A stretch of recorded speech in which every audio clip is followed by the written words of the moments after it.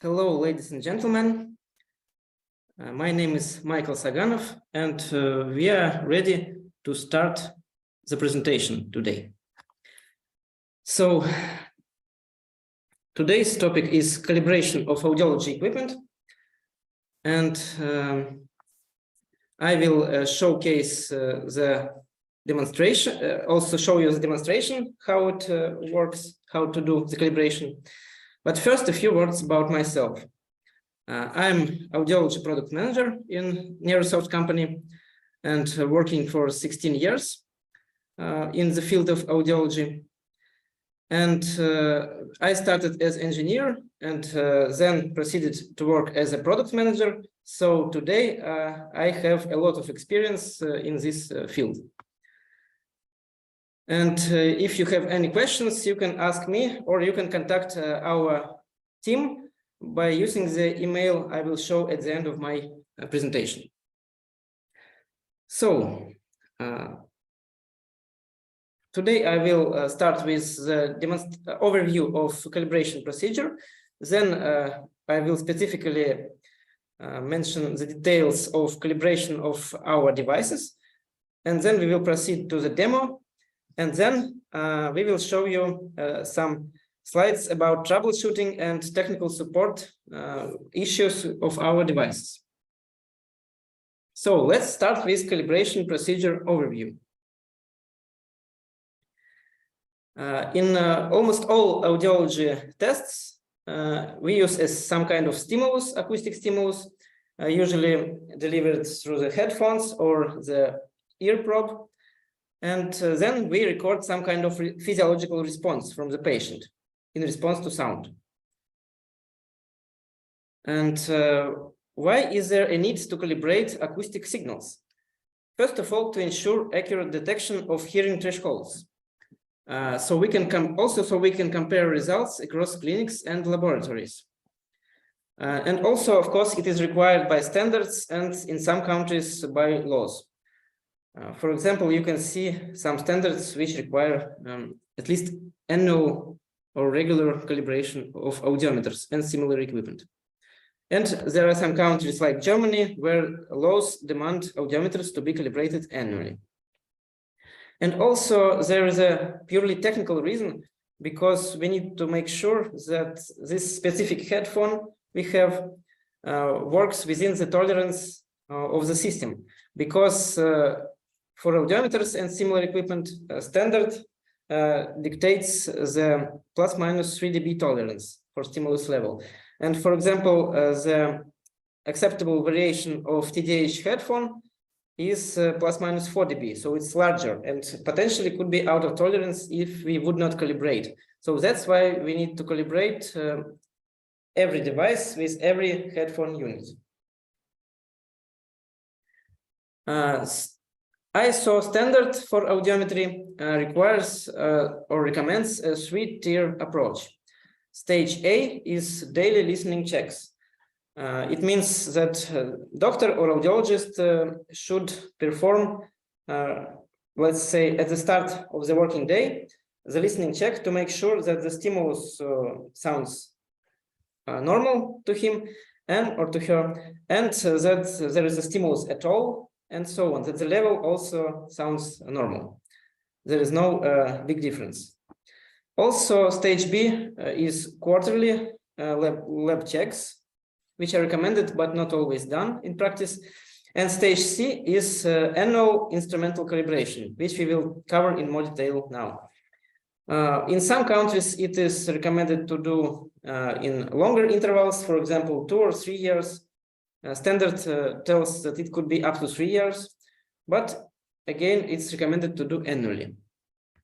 So during these calibration procedures, we must measure and compare with the standards the following values: frequencies of test signals, sound pressure levels in acoustic coupler or artificial ear from earphones or headphones, vibratory force levels on a mechanical coupler for bone vibrators, levels of masking noise, and also attenuator steps over a significant part of the range to test for linearity of the attenuator. And finally, we must test harmonic distortion, or THD, which means total harmonic distortion of the system. So in any way, we must start with pure tone calibration, because it is the basis for all subsequent calibrations. So we must make sure during this procedure that the frequency is correct and the stimulus level is correct within tolerance. So we must cycle through frequencies available in the system, and at, for example, 100 dB SPL, so some target level on both right and left speakers of the headphone. And then we must compare stimulus levels on sound level meter with target level and adjust if necessary, if it is out of tolerance. And there are usually special buttons provided in software, I will show later, +1 or -1 dB to adjust the level, so that the sound level meter shows the correct target level as closely as possible. And also we must check frequency accuracy using spectral analyzer function on the sound level meter, for example. And frequency accuracy must be within ±1% in most cases. So we have to use several standards to take the required tolerance from there. For example, IEC 60645 series of standards is specifically related to audiometers. Also, we must take the reference equivalent thresholds values in SPLs, which means sound pressure level, and in FL, which means force level, for headphones and for one vibrator accordingly. These values are basically the conversion from one scale, dB scale, SPL, to another scale, which is typically used in audiology devices by the user, HL scale, or related to the hearing level, normal hearing level. This scale is most useful and most easier to use by doctors or audiologists because it is calibrated starting from the 0 dB HL, which corresponds to normal hearing level for normal hearing patients. So it is easy to measure the degree of hearing loss starting from this reference. But SPL, or sound pressure level, is the actual scale, dB scale, which is measured by the instrumentation, such as sound level meters. So it's a physical scale, and we must calibrate it first, and then the software applies correct reference thresholds, usually from the standards. For example, ISO 389 series of standards provides these values usually for a range of typical audiology or audiometric headphones and other transducers like bone vibrators. But other published conventions also may be used when no international standard is available yet. And next, we should calibrate short duration stimuli in such systems as our Neuro Audio device for ABR recording, and they're calibrated a bit differently. So first, when we make sure that our pure tone is calibrated, then we must connect and use also the oscilloscope to this, for example, to the sound level meter, and we must make sure that peak-to-peak equivalent signal level is the same for the short stimulus, like click displayed here, the same as the peak-to-peak amplitude of the pure tone stimulus, or so-called reference tone. Why is this important to measure like this, differently than pure tones? Because standard recommends this way, because the typical sound level meter measures from baseline to peak. And this is different from peak to peak required by the standard for short stimulus. And the difference can be up to 6 dB. So it's important to use oscilloscope for short duration stimulus calibration in order to compensate for this possible error when using the sound level meter alone. So the typical equipment for short duration stimuli calibration, you can see on the picture. On the right side, it is the artificial ear, or just a coupler, where there is a headphone. And then it is connected through the microphone to the sound level meter in the middle. And then oscilloscope could be connected to the sound level meters directly in some cases, or it could be connected to some kind of additional preamplifier or signal conditioning amplifier displayed below. There are different standards which provide, as I said before, the reference equivalent thresholds for different types of headphones, and also standards dictate which kind of coupler or ear simulator must be used for different types of headphones and bone vibrators. And here you can see some of the typical audiometric couplers used for calibration. On the left side, you can see Brewer-Care type 4153, which is artificial ear or ear simulator, according to the standard displayed below, for calibration of headphones. Then to the right, you can see Brewer-Care artificial mastoid, which can be used for calibration of bone vibrators. And on the right-hand side, you can see the Brewer-Care sound level meter. Actually, you can use any sound level meter which must follow or must comply with the following IEC standard. It's important that it must be class 1, so to achieve the required degree of accuracy. So any class 1 sound level meter could be used.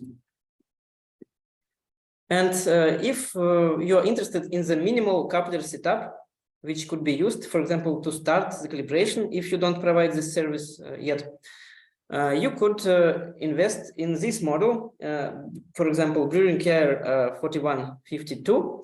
Why? Because it combines two couplers in one system.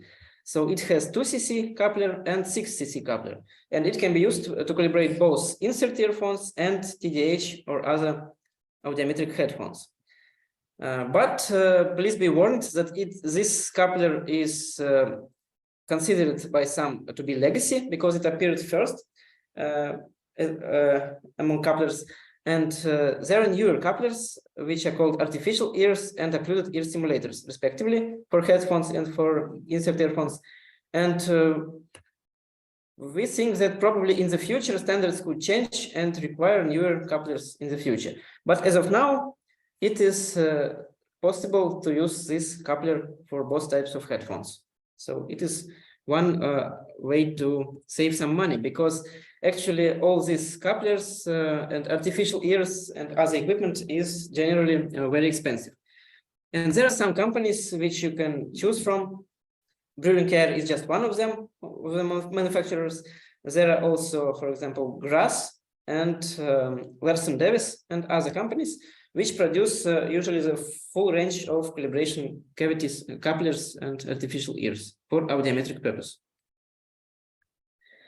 Also, a side note about types of headphones, because you need to understand, because different standards, for example, could apply to different types of headphones, different couplers could be used, and so on. So circumaural headphones are the largest, with the largest ear cups, completely covering the ear. For example, Sennheiser HDA 200 or 300, which is, by the way, a high frequency audiometry headphone. Next, supraaural headphones are the smaller ones, just usually resting on the pin, ear pin, like the most popular one, TDH 39, or the similar, very similar DD45 headphone. And insert earphones are usually the smallest ones, and they usually have some kind of plastic tube, which we have to put the ear tip at the end of it and put the ear tip inside the ear canal to achieve the best sound isolation, and also for some other purposes as well. They could be used. For example, insert earphones reduce the need for masking because of the sound isolation. Also, they are usually more often used for small children or infants, because they eliminate the possibility of ear canal walls collapse. so they could be used to test ABR more reliably. And also they are important to use in cases of when you require the test cochlear microphonic or CM, which is important test to diagnose auditory neuropathy spectrum disorder or ANSD. Next, I would like to show you overview of all the possible couplers and some coupler or artificial ear models on the market, again, for which purposes they could be used. And in general, I have already covered the most important points, but I could say that occluded ear stimulator, for example, like the grass we use, is now recommended, especially for short duration stimulus for insert earphones. But if you have the more legacy 2cc coupler, you can still use it so far to calibrate insert earphones as well. The same is for headphones like TDH. You could use more modern artificial ear like Breathing Care 4153, or you could use legacy 6cc coupler for this purpose. For autoacoustic emission probe, it also requires calibration, but a bit different. Let's cover the differences. For type 1 instruments, diagnostic OA devices, the following parameters should be verified at regular intervals for the autoacoustic emission probe: the stimulus characteristics and the microphone response to test stimuli delivered by probe receivers. So a typical regular interval for routine calibration is the same, recommended by the standards annually. And now, yes, let's proceed to the calibration of Neurosoft devices, more specific details for calibration of our equipment.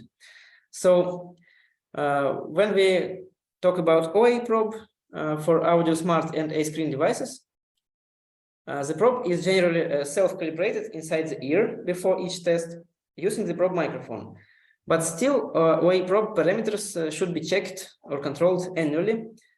And it can be done by the user, I will cover it in next slide, or in case of inconsistency, the probe parameters should be adjusted by the manufacturer. So what the user could do, and it's recommended to do also regularly.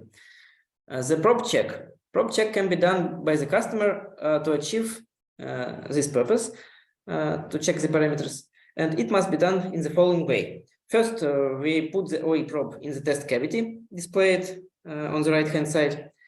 Then we should enter the probe check mode in the software settings. Here in the picture, it is displayed how it looks like in the Audio Smart software. And in the Nero Audio software on the PC, there is a similar mode as well. And you need to click check current probe. And like this, normally you should see the result below. Probe check was successful. In case it displays that there was some problem or it has failed, then you need to send the probe to the manufacturer. But usually as a first step, before sending to us, you should try to replace the probe tip, or you could try to clean the probe tip. Maybe it got clogged by some debris, like earwax or something. And so you need to try to recheck first with other probe tip. And also important is to use the test cavity as displayed by the software. So in this case, it is a metal cavity and without any numbers. So just the test cavity, it should be called. And when it comes to the probe parameters adjustment, usually we do it, or actually you can do it if you have the corresponding equipment. Ear simulator is required for this, the same which is required for insert earphones calibration, also the standard preamplifier and power supply, and a digital oscilloscope with FFT function. Here how it is, how it looks like in practice, the equipment setup with our Audio Smart with the probe. And you can cover, or you can read the details in the service manuals for these devices, Audio Smart and A-Screen. Sometimes for audio smart devices, you also need to calibrate the headphones. And in this case, you need to create calibration template and calibrate headphones to use as ABR stimulator, for example, or ABR transducer. In this case, you need just the ear stimulator and the sound level meter, which is class 1 with preamplifier. And on the left-hand side, you can see how it looks like in the software as a calibration mode. And basically the same, it displays the target level and plus minus 1 dB buttons. Regarding the impedance unit of the audio smart system, the customer needs to do daily calibration in 2cc cavity. And yes, it's recommended to do daily or at least once a week or so, because, for example, ambient pressure could change and some other ambient parameters like temperature and so on. And all this could influence the measurement results by the tympanometer device. And so it's important to do this daily. But sometimes when, for example, customers start to encounter stimuli artifacts in acoustic reflex test, then AR correction calibration also should be performed. It can be done by the customer as well, but in another test cavity, again without numbers. And then there are some procedures which only the qualified service personnel could do, such as pump calibration, probe tone calibration, contralateral headphone calibration, and pump check. For example, the pump calibration for the tympanometer could be done, also described in our service manuals. And for this, for example, the manometer is required as well to measure the pressure. We do this, of course, before shipment of our tympanometer devices. Next, let's proceed to near audio device, which is our ABR and auditory potential system. It uses calibration files.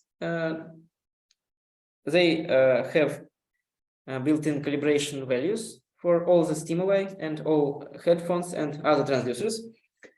Again, you can see the standards which provide the values of reference thresholds, which convert from the SPL scale, which we actually calibrate for dBSPL. They converted to the scale which is used by the customer, the dBHL or hearing level. And as I said before, it's important that each device unit is calibrated together with each headphone unit, specifically the same units which will be used together by customer.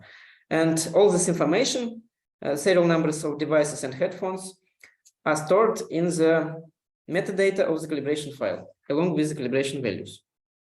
So when the calibration file is ready, the customer just needs to receive it, for example, by email or some other way, and they need to double click it, and it will be installed automatically. And after this, in the software, they must select it. I will show later. So the calibration equipment for near audio, some of it as example, you can see here. Again, it's similar artificial ears or couplers and so on, sound level meters. And the details of calibration you could read in our calibration guidelines for near audio. In the software on the PC, you can enter the calibration mode. By the way, it is for safety, it is password protected. You can read the password in the calibration guidelines.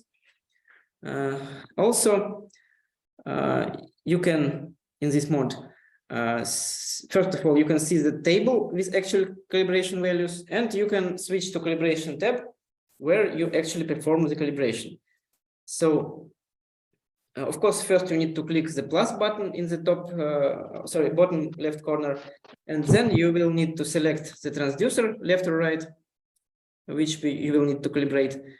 Then you will select several stimulus types, and you will switch between different frequencies and calibrate, as I said, comparing sound level measurements with the target level displayed in the software, and adjusting if necessary by clicking plus minus 1 dB buttons.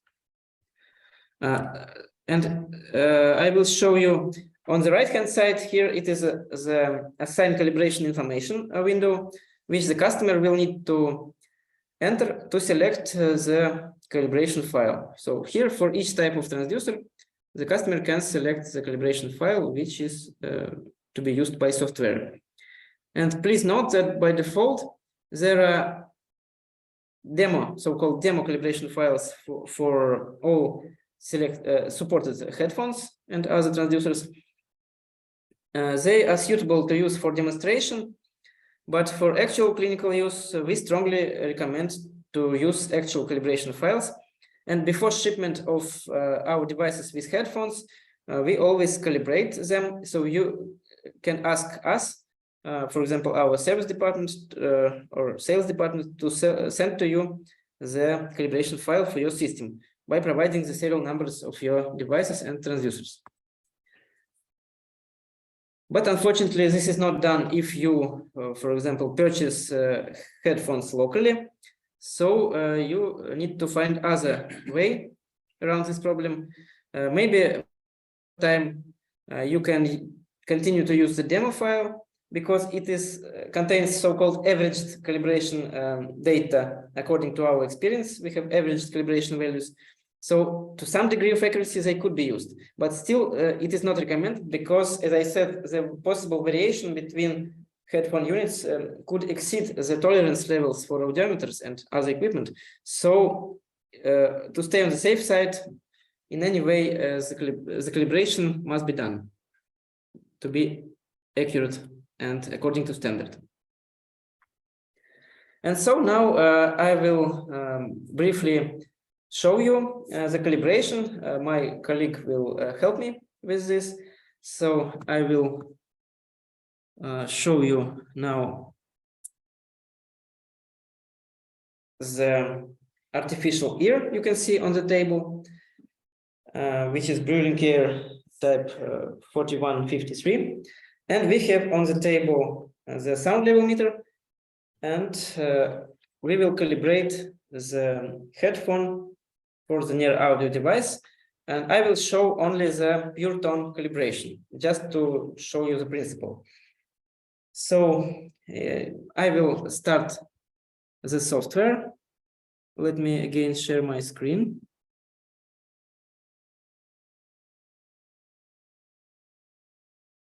Okay, I will start the software.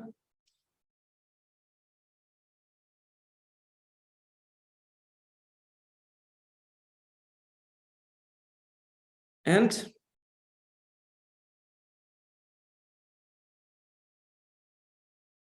we will enter the calibration mode.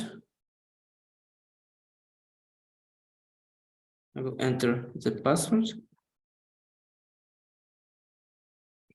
So here it is on the screen, the calibration mode. As I said, we need to press the button in the bottom left corner, plus to create a new calibration file. Then we select the calibration, headphone model, for example. In this case, it is, let's say, TDH. And it is headphones, correct. And if it would be other type, we should select it here, for example, inserts. Then we must enter the device serial number. If it's connected to device, like it should be for the calibration procedure to work, it is already automatically put here. And we only need to put the transducer serial numbers. Let's say 001 and 002. They are usually separate for left and right headphones. And we can proceed to the calibration tab for panel. Then also I recommend at this stage to select the base demo file, because this way we will transfer the standard values for dBHL or hearing level scale for this transducer. They are taken from the standard. So we will take these values and apply them for the TDH headphone. And now we need only to calibrate the SPL values for the pure tone. So we select the pure tone stimulus. We have the right speaker or right headphone on the artificial ear. And now on the sound level meter, we see the value which is smaller, sorry, a bit higher, and we reduce it by 1 dB, clicking -1 dB. And now it's within tolerance, about 100 dB. And we repeat this for other frequencies as well. So we select 1 kilohertz frequency, for example. We look at the target level in software. It's important to always check here in the software first, because it could change for some frequencies or some transducers. It could be different. So it should be again 100 dB. Then we look on the sound level meter, and it's 99.9 dB. So it's within tolerance. And of course, we should note that even though I speak now, but during the calibration, it should be quiet in the room, because there are sensitive microphones involved. And then we proceed to other frequencies like 2 kilohertz and so on. You should calibrate each frequency step by step. And then we will change the earphone, for example, on the left earphone, and change to the left in the software, and again calibrate, continue to calibrate. And then we should proceed to other type of stimulus, for example, white noise, ASSR chirp, and then to short duration stimuli, starting from click, where we will need to compare with reference tone. So it is 1 kilohertz reference tone for click. We first make sure on the sound level meter that the level is correct, but it should be correct because at the previous step we have already calibrated it. And then we measure the peak-to-peak value on the oscilloscope. Or in some combinations, it could be also a PC software. For example, for our sound level meter, we have a PC software. It could be connected to the USB, by USB to the PC. And on the PC, we can conveniently measure peak-to-peak voltage. Or you could use more traditional standalone oscilloscope as well.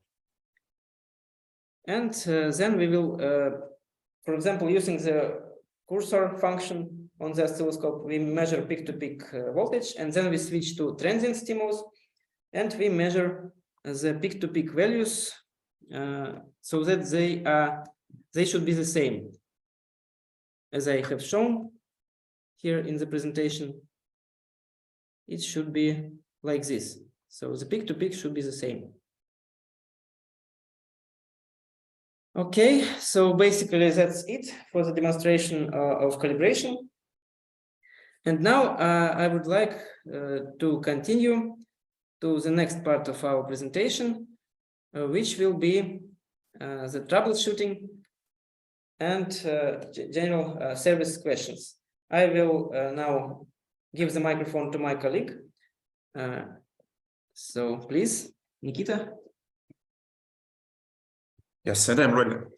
So first of all, I really appreciate the chance to talk, to discuss things about service and maintenance with you like this way, not in Skype or not in email like we used to do it before. And my name is Nikita, and I am engineer from our service center. And that means that today we are going to discuss some kind of maintenance, troubleshooting, and improving service. And I'm going to start with our gratitude to you, because we know that you do real good job in your regions and your countries, and we know that our company has a great support from your side, and we wish you to provide the best service for your customers. And so today we will give you some advices how to improve your service.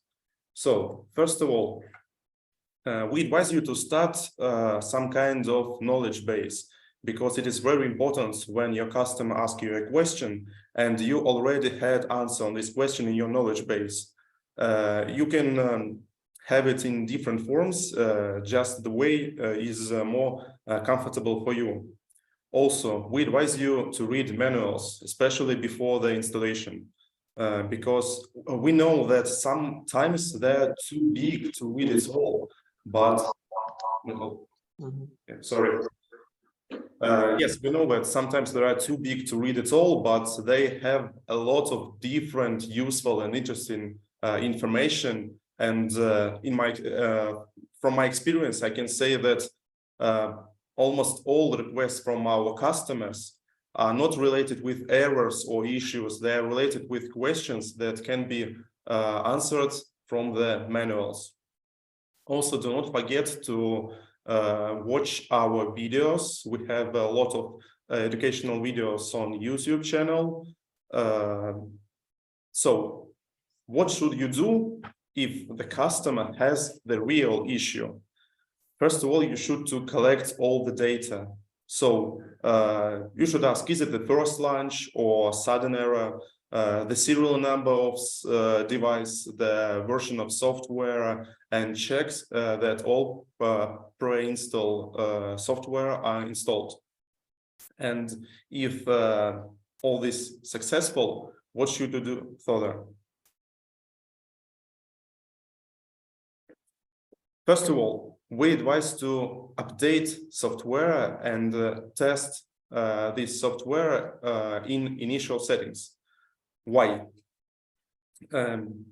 So as service engineers, we need to understand the reason of this issue. Is it connected with software? Is it connected with hardware? Is it connected with PC? And updating software and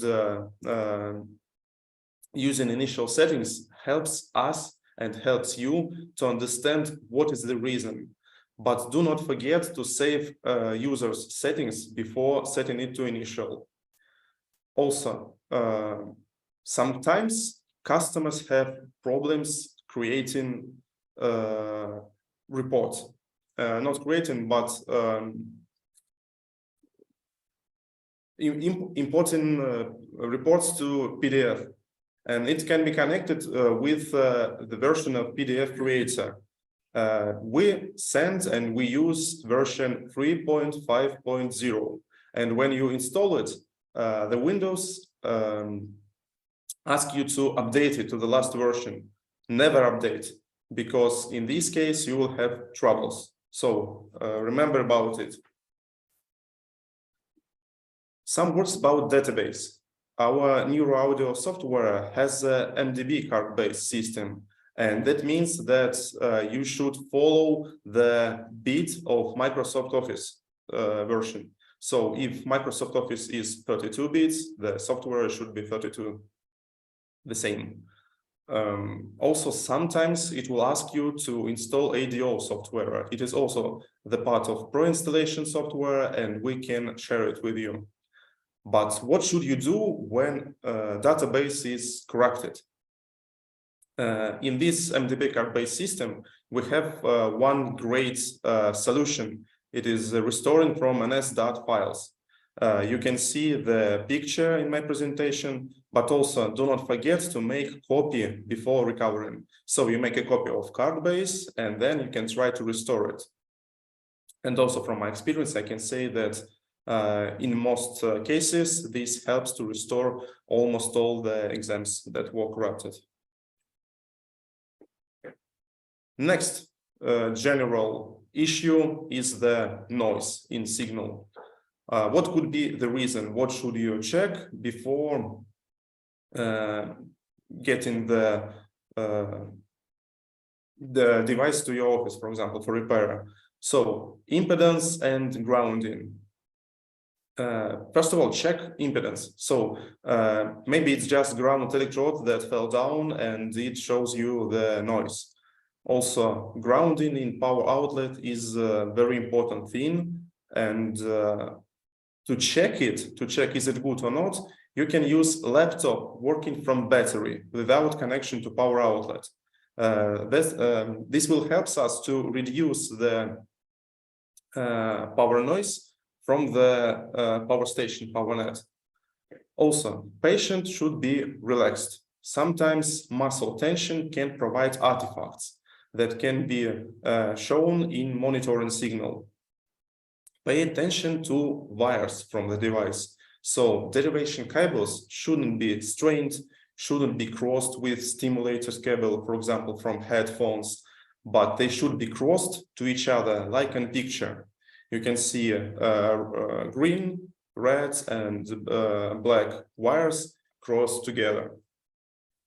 If all these measures don't help, you can try to provide the test to make the test in another room. Why? Because sometimes radio frequency interference can take place. And in neighbor rooms, there shouldn't be some kinds of Röntgen devices or tomography devices, because they can provide this power noise. Sometimes creating report, your customer can face the issue that says file format is not valid. What should you do? You should go in settings in Windows and disable one checkbox. In these pictures, you can see that you should go to control panel, choose clock and region, then go to administrative option, change system local, and disable use Unicode UTF-8 for worldwide language support. That will help to avoid such error. I will miss this slide because Michael has already told you how to make calibration files and how to use them in software. So just to remind, when the customer has any issue, you should check version, check another PC, check another USB port, check with initial settings, collect all the informations. And only after that, we can make a decision that it can be connected with the hardware issues. In this case, you can ask us, our service center, provide us all this information that you have collected, and we will give you advices what elements inside the box could be replaced to fix this issue. So that takes us to the some discussion about hardware problems in Euro Audio. Most common issue is when impedance shows break. You can't say that it is connected only with device. It also can be connected with wires. So the first thing you can check cables. You can just reverse them and look at the impedance window and check is it a wire issue or device issue. The same story with headphones. If some of the any side does not provide sound, give a sound, you can also swipe the connector, so the headphone, and check it again. So maybe it is just the headphone issue, not the device. And remember that Neuro Audio device has two USB connectors, and two of them should be connected to the laptop. Never use any extra connectors, like in the picture. Never. It's prohibited. Now, some words about Audio Smart device. And I suppose that most of you have seen this issue that the application has stopped unexpectedly. What should you do in this case? You should upgrade firmware. We have very informative and useful manual how to do it. Just ask us and we will send you this manual with proper version for your device. And after you do all the things that are listed in the manual, we will connect to your computer and restore the test templates that was in your device before this error. Secondly, seal control is not passed. That also does not mean that the device is broken. First of all, what you can check is to clean the tip. So with a special connector, you should take the plastic tip from the probe, clean it with a tip string, and then locate to the test cavity. Pay attention that this plastic tip should be clicked on the probe. You can see in the picture I marked with red signs. These parts should not look in different directions, so they should be clicked on the probe. After that, we should start any autoacoustic emission test. If seal control is passed, that means that maybe doctor provided some kind of methodic error. So you can ask them to try another rubber tip, maybe another size, and most likely with another rubber tip, the test will be successful. But if this seal control is not passed even in a test cavity, you can try another probe, and then afterwards we can make a decision that probe is malfunctioned. Just several words that we have different types of test cavities. There are two of them. Biggie one without numbers, it is for seal control passed and acoustic reflection ratio calibration. And smaller one, test cavity number 2, is for daily team calibration. Do not mix them. So each cavity for each aim. Some important warnings to your customer. We want you to inform customer, to warn customer to be careful with probe, because if it is fell from the ear to the table, for example, if it hit the table, it can be damaged. Also, be careful with connectors, because if customer will twist it too hard, the result will be as in pictures you can see, and it obviously needs repairing works.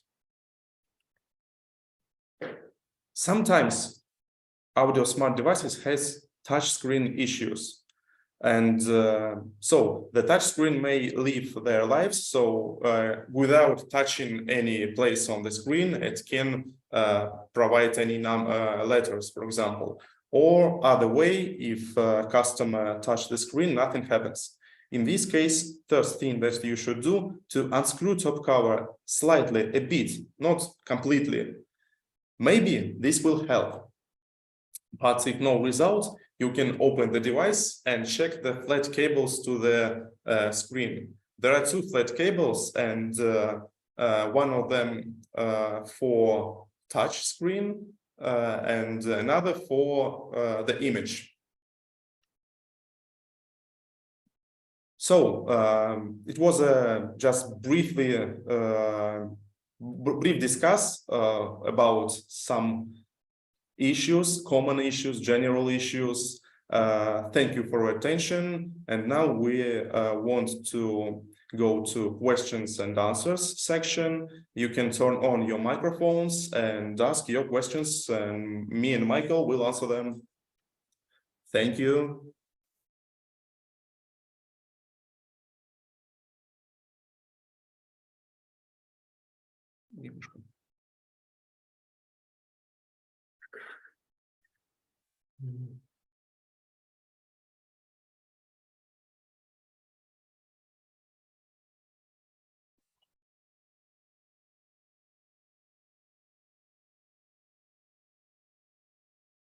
Just a second, we have some technical problem with touch screen in the laptop.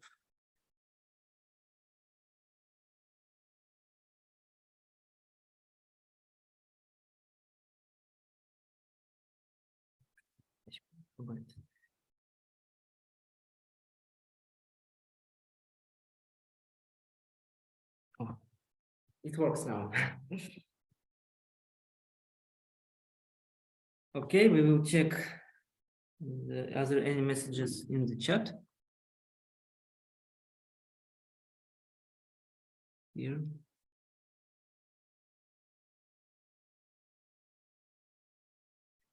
Is it necessary to recalibrate if user changes the laptop? No, it is only necessary to recalibrate if a long time has passed. For example, like I said, it's recommended to do annually, or sometimes, for example, there is a special case of loudspeaker calibration, by the way. It's used rarely, but sometimes if it's used, then the loudspeaker it creates something like a free sound field or similar sound field, and everything which is in the room influences it. So if there are big changes in furniture or placement in the room, then the loudspeaker must be recalibrated. But in case of headphones, typical systems, there is no need to recalibrate if just the laptop has changed, because the only source of variability, actually the single source, I would say, of variability is the headphone itself, the transducer. So even if you change the device in practice, you could transfer the calibration file from one device to another, and you will need just to change the device serial number in the calibration file, because the most important thing is a headphone calibration. But anyway, standard recommends to do recalibration even if you change the device. But as I said, in practice, you could skip this if you change just the device. It's possible not to recalibrate. Okay, next question. And yes, regarding the moving the calibration data on the new laptop, as I said, it's possible. You could just transfer the calibration file to another laptop, double click there, and it will be installed. Next, what is the volume for the daily calibration cavity? Is it 2 milliliter? Yes, it's actually 2 cubic centimeters, or 2 cc cavity is called. Yeah, that is why it's called test cavity number 2. Yes. Is the volume same with the bigger cavity? No, bigger cavity has another volume, and that's why you should not mix them, because otherwise daily calibration would not pass. If you save the calibration values after calibration, does the calibration file automatically saved in the hardware or only saved in the laptop? Regarding the Neuro audio system, all calibration data is saved in the calibration file. So yes, that's why it's important to, if you connect the device to another PC or laptop, it's important to transfer the calibration file to another PC.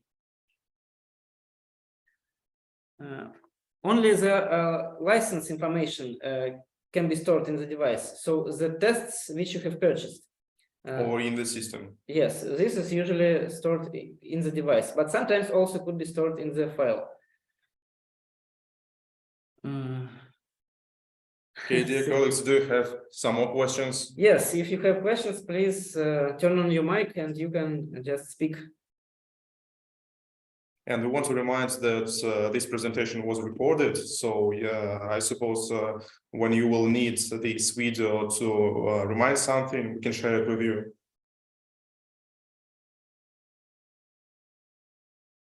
Okay, yes, by the way, this is how our sound level meter looks like, but closer to the video. But more I think there are high degree of probability, high chance that you will use another one, because this is the sound level meter made in Russia, but most likely you will use another one. But as I said, it doesn't matter in practice, because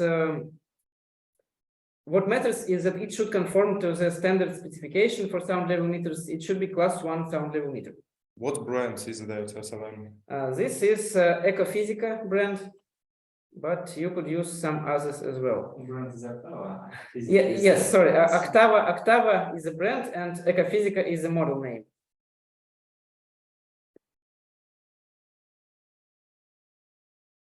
Okay. And yes, I think I forgot to show the last slide of my presentation, where there is the contact information. So let me show it again. And then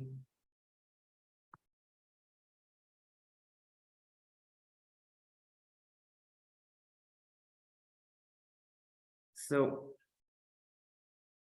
just double click on the last. Yes, and I think it's here. Yes. You could see on the screen the email address which you could write to contact our whole audiology team, which includes right now 2 product managers and also our medical consultant and marketing specialists as well.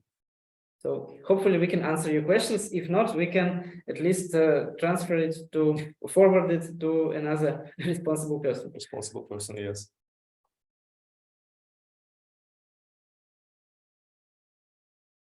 Okay, so if you have no more questions, then thank you for attention. And again, this webinar was recorded, so you could ask us and you could see the recording later.